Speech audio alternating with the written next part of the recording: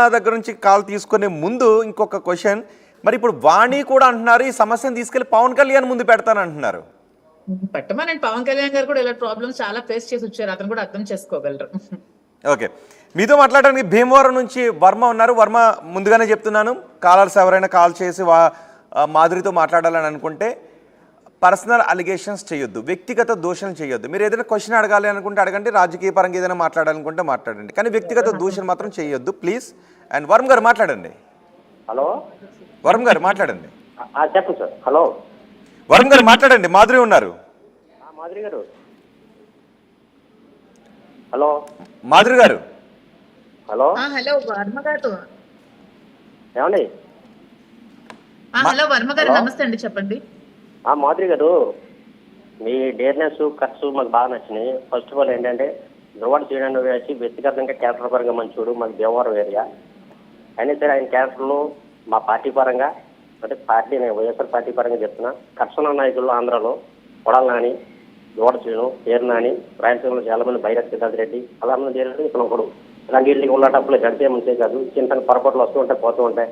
అసలు పార్టీ దువ్వాడ శ్రీనివాసు ఓడిపోవడానికి కారణమే అలా ఆవిడ ఫస్ట్ రివాంచ్ వరకు స్టార్టింగ్ లో మేము అందరూ చూస్తున్నాం లైవ్ లో.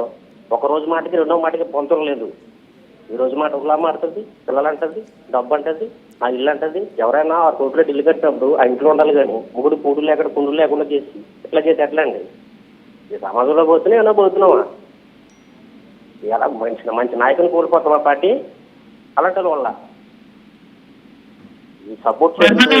వర్మ గారు, మీకు హ్యాట్స్ ఆఫ్ అండి, కరెక్ట్ గా అర్థం చేసుకున్నారు. నిజంగానే మంచి వాయిస్ ఉన్న నాయకుడు కాబట్టి అతన్ని రాజకీయంగా అనగదొక్కాలని చేస్తున్న కుట్రండి. మీకు నిజంగా 2 చేతులు పెట్టి దండం పెడుతున్నాను. చాలా కరెక్ట్ గా మీరు అర్థం చేసుకున్నారండి. నిజంగా హ్యాట్స్ ఆఫ్ అండి. చాలా కరెక్ట్ గా అర్థం చేసుకుని చాలా కరెక్ట్ గా మాట్లాడారు వర్మ గారు మీరు. ఓకే మాధురి గారు, మీకు తెలంగాణ నుంచి కూడా కాల్స్ వస్తున్నాయి. నిజామాబాద్ నుంచి సాయిరెడ్డి ఉన్నారు. సాయిరెడ్డి గారు మాట్లాడండి. హలో సాయిరెడ్డి గారు. ఓకే, సాయిరెడ్డి కాల్ కట్ అయిపోయింది. సాయిరెడ్డి గారు ఒకసారి మీరు మళ్ళీ ట్రై చేయండి. ఓకే, ఇప్పుడు కాలర్ మీకు పాజిటివ్గానే మాట్లాడారు. అది నాకు పాజిటివ్ అని కాదని నిజం మాట్లాడారు. అది నాకు పాజిటివా, శ్రీను గారికి పాజిటివా కాదు, నిజాయితీగా నిజం మాత్రం నిర్భయంగా మాట్లాడారు. అతను ఎవరో వర్మ గారు కానీ ఎవరో నాకు తెలియదు, నిజాయితీగా మాట్లాడారు. అంటే ఈ ఇష్యూ వల్ల శ్రీకాకుళంలోనో టెక్కలిలోనో ఓన్లీ దువ్వాడ కుటుంబానికే నష్టం జరుగుతుందా, పార్టీకి కూడా నష్టం జరుగుతుందా? ఆవిడ దువ్వాడ కుటుంబానికి నష్టం చేయాలనుకుంటే 4 గోడల మధ్యలో పెట్టుండేదండి. పార్టీకి నష్టం చేయాలనుకుంటుందండి. ఈవెన్ TV9 లైవ్ లో డిబేట్ లో కూడా ఒప్పుకుందండి, మేము టీడీపీకి ఓట్లు వేసామని ఒప్పుకుందండి. క్లియర్ గా అర్థం చేసుకోండి అందరూ, మేము టీడీపీకి ఓట్లు వేసాం, ఎస్, నేను మా ఫాదర్ మీ అందరూ కూడా టీడీపీకి సపోర్ట్ చేసాం. ఇప్పుడు ఇలా వచ్చారంటే ఇది శ్రీను గారిని డ్యామేజ్ చేయడానికి కాదు, ఫ్యామిలీ పరంగా ఒప్పుకున్నారా? నేనైతే చూడలేదు. ఒప్పుకున్నారా వాణి? ఒప్పుకుంటే మరి ఇంకా పార్టీలో ఎలా ఉన్నారు? అలా కాదు, ఒప్పుకుంటే ఇంకా పార్టీలో ఎలా ఉన్నారు? మరి క్రమశిక్షణ చర్యలు తీసుకోవాలిగా వాణి మీద. క్రమశిక్షణ చర్యలు తీసుకోవాలి, పార్టీని అదే కోరుతున్నాను. పార్టీ పెద్దలు ఎవరైతే ఉన్నారో ఒకసారి TV9 డిబేట్ ఉంది, లైవ్ ఉంది. లైవ్ లో నాతో పాటు నేను అడగమన్నాను క్వశ్చన్ యాంకర్ గారు, మీరు క్వశ్చన్ అడగండి, వాళ్ళు టీడీపీకి సపోర్ట్ చేస్తారా లేదంటే వాళ్ళ పాప ఆవిడ ఒప్పుకున్నారు, ఎస్ మేము సపోర్ట్ చేశామని. సో ఖచ్చితంగా అదే అంటున్నాను నేను, వైసీపీ ప్రభుత్వం ఖచ్చితంగా చర్యలు తీసుకొని ఆమెను క్రమశిక్షణ చర్యలు తీసుకుని ఆమెను పార్టీ నుంచి తొలగించాలి. ఎందుకంటే ఆమె పార్టీని డ్యామేజ్ చేయడం కోసం మాత్రమే శ్రీను గారిని బద్నాం చేసి ఇంత హెరాస్మెంట్ చేసి ఇంత ఇబ్బందుల పాలకు గురి చేస్తోంది.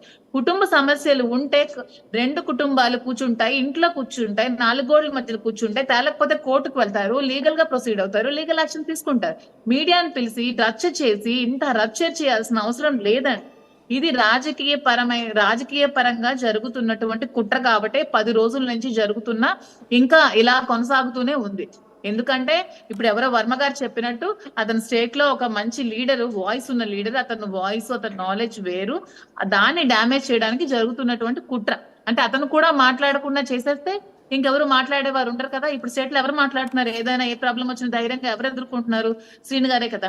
సో ఈ శ్రీను గారిని వాయిస్ ను కూడా తొక్కేస్తే మాట్లాడేవాడు ఇంకెవడు ఉండడు. అప్పుడు వాళ్ళు ఏం చేస్తున్నా అడిగే నాయకుడు ఉండడు, వాళ్ళు ఏం చేస్తున్నా క్వశ్చన్ చేసే వాళ్ళు ఉండరు. అప్పుడు వాళ్ళ ఇష్టారాజ్యం అయిపోతుందని అనడానికి ఎవరు లేకున్నా నో, ఇప్పుడు కొడాలి నాని గారినని, వంశీ గారినని, రోజా గారినని ఎందుకు తొక్కేస్తున్నారు? వాళ్ళ వాయిస్ ఉంది, వాళ్ళు అడుగుతారు కాబట్టి, వాళ్ళు మీడియా ముందుకు వచ్చి గట్టిగా అడగగలిగే ధైర్యం ఉంది కాబట్టి వాళ్ళని తొక్కేస్తున్నారు. మిగతా నాయకులు ఎందుకు తొక్కట్లేదు? వీళ్ళు ఎందుకు తొక్కేస్తున్నారు అంటే వీళ్ళకి వాయిస్ ఉంది. పేరు నాని గారని, కొడాలి నాని గారని, వంశీ గారని, రోజా అని, వీళ్ళందరికీ వాయిస్ ఉన్న లీడర్స్. వీళ్ళంతా దువ్వాడ శ్రీనివాస్, వీళ్ళంతా వాయిస్ ఉన్న లీడర్స్. సో వీళ్ళని తొక్కేస్తే ఇంకా వాయిస్ ఉండేవాడు ఉండడు, అడిగేవాడు ఉండడు, ఇష్టారాజ్యం అయిపోతుంది. మేమేం చెప్తే అదే, మేమేం చేస్తే అదే అనే ఆలోచనతో రాజకీయంగా కుట్ర చేసి రాజకీయంగా బద్నాం చేయడానికి ఎవరు శ్రీను కొడాలి గారిని నానిని damage రోజాని చేయడానికి తొక్కేయాలని చూస్తుంది ఎవరు? పోనీ ఇక్కడ వీళ్ళంటే వాని భార్య టీడీపీ ప్రభుత్వం అండి. ఇక్కడ కూడా టీడీపీ ప్రభుత్వం చేస్తుంది, అక్కడ కూడా టీడీపీ ప్రభుత్వం చేస్తుందండి. ఎవరు చూస్తారండి ఇవంతా? ఎవరు చేస్తారు?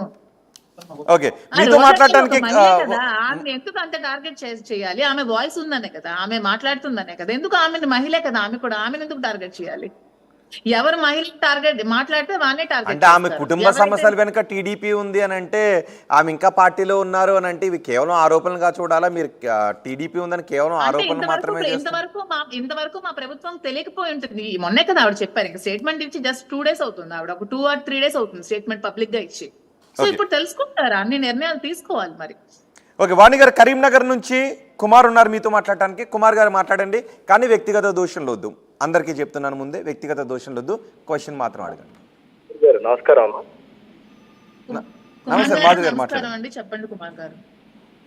అమ్మా మాధురి గారు, మీరు చేస్తున్న పోరాటము నిజంగా మేము చాలా సంతోషపడుతున్నాం అమ్మా. ఎందుకంటే పద్దాక ఈ టీవీలలో ఎంతసేపు ఉన్నా మిమ్మల్ని విలన్ గా చూపిస్తున్నారమ్మా. నాకెందుకు అది నచ్చలేదు. ఎందుకంటే అసలు అసలు డిస్కషన్ జరగాల్సింది రాజకీయాల గురించో ఇంకో దాని గురించో కాదమ్మా.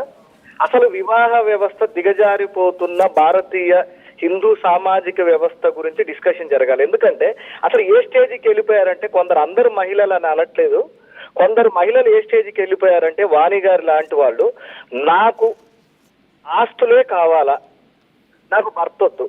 ఫస్ట్ డే 1 నుంచి అండి వెర్షన్. నేను గత 10 రోజులుగా నేను కరీంనగర్ లో ఉంటాను, కోరుట్లలో ఉంటాను తల్లి. 10 రోజుల నుంచి నేను ఈ విషయాన్ని చాలా అబ్జర్వ్ చేస్తున్నానమ్మా. 10 రోజుల్లో ఏ ఒక్క రోజు మొదటి రోజు మాట్లాడిన వెర్షన్ కి రెండో రోజుకి సంబంధం ఉండదమ్మా వాణి గారు మాట్లాడేది. అసలు ఆ 30 సంవత్సరాలు దువ్వాడ శ్రీనివాస్ అనే పర్సన్ ఎలా ఆవిడతోటి కాపురం చేశారో నాకు అర్థం కావట్లేదు తల్లి. నేను ఆవిడని వ్యక్తిగతంగా, నాకు ఆవిడ మధ్య ఏం జరిగిందో నాకు తెలియదు, కానీ 10 రోజుల నుంచి వాణి గారు మాట్లాడుతున్న వెర్షన్ బట్టి నేను అర్థం చేసుకున్నది. ఒకరోజు ఫస్ట్ రోజు మాట్లాడినప్పుడమ్మా నేను అనుకున్నాను, అబ్బా ఏంటి ఈవిడ భర్త నాకు ఆస్తులు వద్దు, నాకు నా భర్త కావాలి అంటుందంటే ఎంత టార్చర్ పెడుతున్నాడు శ్రీనివాస్ గారు అని అనుకున్నానమ్మా. మొదటి రోజు నాకు ఆస్తులు వద్దు, మా పుట్టింటోళ్ళు పెద్ద జమీందారులు, కోట్లు ఉన్నాయి మాకంది. రెండో రోజు నాకు నువ్వు ఆస్తులు ఇచ్చేసేయి, నువ్వు ఎక్కడ మాధురితో వెళ్ళిపోయినా మాకు సంబంధం లేదండి. మూడో రోజు ఆ ఊరు ఏంటో కాన్స్టిట్యున్సీ, దాని పేరేంటి, టెక్కలి నుంచి నువ్వు వెళ్ళిపోవాలి, నువ్వు పలాసకి వెళ్ళిపోవాలండి. అన్నిటికంటే దారుణమైన విషయం, 80 సంవత్సరాల వయసున్న ఆ తల్లిని, నువ్వైతేనేమో నీ అక్క చెల్లెళ్ళని, నీ తల్లిదండ్రుల్ని అందరినీ తీసుకొచ్చుకోవచ్చు, కానీ అతనికి మాత్రం మగాడై పుడితే ఏ హక్కులు ఉండవు. మేము ఇంటి ముందుకు వచ్చి ధర్నా చేస్తాము, మేము ఇంటి ముందుకు చేస్తాము. ఓకే, మీ క్వశ్చన్ స్ట్రైట్ గా అడిగేసేయండి. ఓకే, మీ క్వశ్చన్ అర్థమైంది. ఓకే, ఎవరైనా క్వశ్చన్ అడగండి. అతను ఏమైతే చెప్తున్నారో ఎగ్జాక్ట్ 100% అతను వాస్తవాలే చెప్తున్నారండి. ఇది ఎవరు అతను చెప్పింది కాదు కదా, ఇక్కడ ఏం జరుగుతుందో అతను తెలియదు. అతను అంతా బాగా పరిశీలించుకుని అతను చెప్తున్నారు. అతను ఏమైతే చెప్పారో కిషోర్ గారు 100% కరెక్ట్ గా చెప్పారండి. అంటే వాణికి దువ్వాడ ఆస్తులే కావాలి కానీ భర్త వద్దు అనే అనుకుంటున్నారా వాణి? ఏమండి ఇంతమంది జనాలకు అర్థమవుతుంది రోహిత్ గారు, మీకే ఎందుకు అర్థం కావట్లేదు?